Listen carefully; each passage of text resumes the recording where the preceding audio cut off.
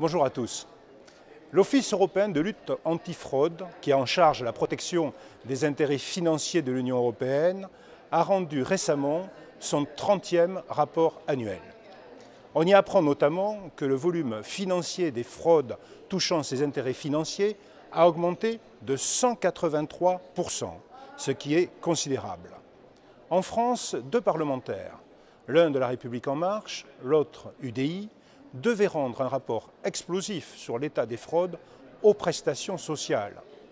Des chiffres étaient très attendus sur le montant de ces fraudes, car la France verse 450 milliards d'euros de prestations sociales par an et la Cour des comptes a déjà estimé à environ 10% le montant de ces fraudes, soit 45 milliards d'euros.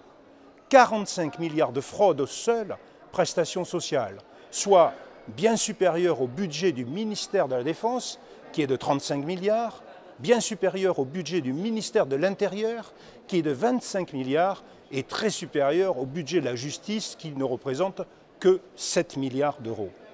Ce rapport parlementaire tellement attendu ne fera finalement que l'effet d'un pétard mouillé, car leurs auteurs n'ont pas obtenu de réponse de plusieurs administrations.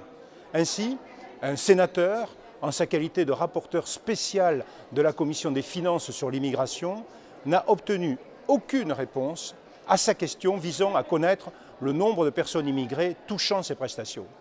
Il semblerait même que des consignes aient été passées pour ne rien répondre de précis aux parlementaires. Un nouveau scandale d'État que bien peu de médias relayeront évidemment.